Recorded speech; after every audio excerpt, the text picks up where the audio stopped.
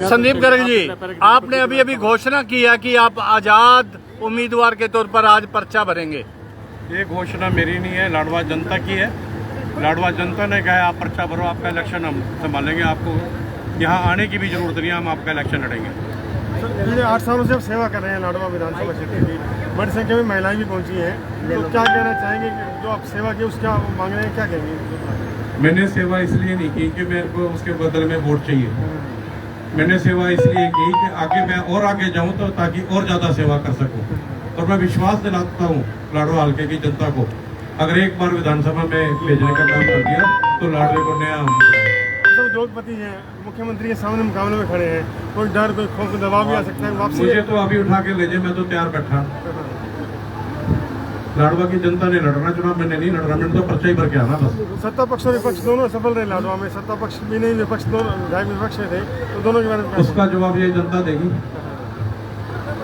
संदीप जी, एक तरफ तो मुख्यमंत्री हरियाणा नैब सिंह सैनी हैं, दूसरी तरफ कांग्रेस के उम्मीदवार मेवा सिंह जी हैं जो वर्तमान में भी विधायक हैं, तो इनके बीच में जब आप लड़ाई लड़ोगे तो कामयाबी कहाँ तक मिलेगी आपको? देखिए, जनता बहुत समझदार है। जो 5 साल के विधायक की आप बात कर रहे हैं, उसने 5 सालों में क्या किया आप सभी भली भांति प्रकार से जानते हैं। और हमारे सीएम साहब हैं, ये तो नारायणगढ़ से शुरू हुए थे, कुरुक्षेत्र, फिर करनाल, अब लाडवा। सेफ सीट ढूंढी इन्होंने लाडवा। एक सीएम होते हुए भी अगर सेफ सीट ढूंढनी पड़े तो वो सीएम किस बात का भाई? और जब ये एमपी थे कुरुक्षेत्र में, कौन सा काम कराया? कद ये लाडवा है, सभी पत्रकार भाई जानते हैं कितना वो लाडवा के अंदर उन्होंने अपना योगदान दिया। तो ये जनता अच्छे से जानती है कि दोनों के दोनों निकट्टू हैं। हम उस आदमी को बनाएंगे जिसने पहले काम किया है, और इनको विश्वास है अगर बना के विधानसभा भेजेंगे तो उसके बाद भी काम करेगा। सर, आपके मुद्दे क्या रहेंगे इस चुनाव में? बाईपास का मुद्दा है, गर्ल्स कॉलेज का मुद्दा है, स्टेडियम बनाना है, और हमने सीवरेज सिस्टम ठीक कराना है पीपली का। और सड़कों की हालत आपको पता है क्या है, जो स्कूल है जो 8वीं तक है, 10वीं तक है, उनको 12वीं तक कराना है, चौपालें बनानी है, फिरनियाँ बनानी है, और हर तरीके का वो काम करना है। चाहे वो छोटे बच्चे हैं, इंद्री चौक में आप देखते हो कि हमेशा जाम है, तो उसका बाईपास की बात है। तो मैं ये चाहता हूँ कि मेरा छोटा सा बच्चा जो मेरा वोटर भी नहीं है वो भी एक अच्छी शिक्षा ले, और मेरा नौजवान साथी अपना स्पोर्ट्स में ग्राउंड में जाए ताकि वो एक स्पोर्ट्समैन बने, उसके कोटे से उसकी जॉब लगे।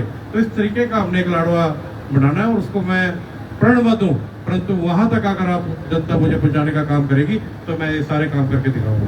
तो आपने संबोधन में कहा नई परंपरा शुरू करेंगे, ना गाड़ी भेजूंगा ना कोई सामान दूंगा, तो संभव है ये? देखिए, चुनाव योग भी नहीं करता इन कामों को करने का। मैं तो अपनी जनता को कहूंगा कि कोई भी व्यक्ति अगर इस तरीके का कार्य करता है तो उसको पकड़वाएं, क्योंकि मैंने 8 साल मेहनत की है, मुझे मेरी जनता का पता है। 8 साल की मेहनत जो मेरी है वो जनता मुझे वापस लौटा के देगी। मुझे इन चीज़ों की जरूरत नहीं है कि मैं इलेक्शन किन तरीके से लड़ूं। मैं इलेक्शन आत्मा से लड़ना चाहता हूं, और इसलिए लड़ना चाहता हूं कि अगर मैं एक व्यक्ति अच्छा हूं तो मुझे ये सब चीज़ें करने की जरूरत नहीं है। वो जनता जवाब देगी जब वो बटन दबा के बाहर रहेगी, और जब रिजल्ट आएगा 8 तारीख को तो आप देखना लाडवा एक नया इतिहास बनाएगा। संदीप गर्ग जी, अगले जो 3-4 दिन है इस दौरान आपके ऊपर दबाव भी आ सकता है कि पर्चा ना भरें या पर्चा उठा लें। पिछले 5 दिनों में दबाव नहीं आया। आप ये लोग समझते हो कि ऐसा कुछ हुआ होगा? दबाव तो मेरे पास रात भी आया था, फेरे भी आ लिया, और आज नाके भी लगे हुए हैं कि यहाँ लोग ना पहुंचे। आप क्या समझते हो कि ये लोग थे? बस बहुत जनता थी जो आने वाली थी, ट्रालियाँ वापस भेज दी गई, पर कहाँ यहाँ आने से भेज देंगे? बूथ के अंदर जाने से कैसे भेज देंगे? वहाँ तो बटन दबेगा। सर, हमारा कहने का मतलब है कि पर्चा भरने के बाद पर्चा उठाने का भी समय होता है, कहीं दबाव के अंदर पर्चा तो नहीं उठेगा? परमात्मा ही उठा सकता है मुझे, बस बाकी इनके बस का काम नहीं है।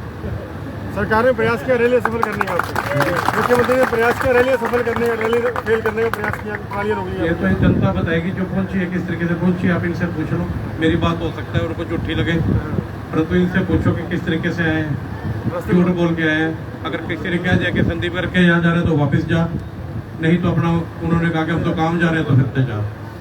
ये हुआ है, मेरे पास फोन आए, किसी वजह से मैं लेट हुआ। सीएम की टेंशन बढ़ गई आपके आने से? नहीं, सबकी बढ़ेगी, अकेले की नहीं बढ़ेगी।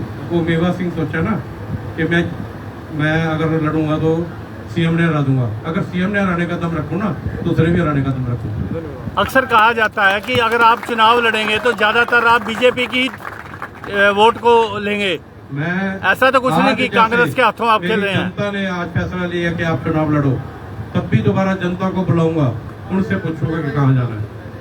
आज जैसे मैं आजाद उम्मीदवार के रूप में पर्चा भरने जा रहा हूँ, तो बीजेपी को मैं तिलांजलि देता हूँ, और अगला जो भी चैप्टर होगा वो मेरी जनता ही बताएगी। आज भी मैंने जनता से पूछा, तब भी मैं जनता से पूछूंगा। धन्यवाद, बहुत बढ़िया। तो ये थे हमारे साथ समाज सेवी संदीप गर्ग, जिन्होंने अभी अभी एक प्रेस कॉन्फ्रेंस की है और साफ तौर पे कहा कि उन्होंने आज से भाजपा को छोड़ दिया है, भाजपा को तिलांजलि दे दी है। तो हमने कई सवाल किया उनसे कि क्या वो पर्चा भरने के बाद पर्चा तो नहीं उठा लेंगे। उन्होंने साफ तौर पे कहा है पर्चा किसी भी कीमत पर नहीं उठाएंगे। तो दोस्तों, ये हमने अभी अभी आपके साथ संदीप गर्ग को रूबरू कराया है।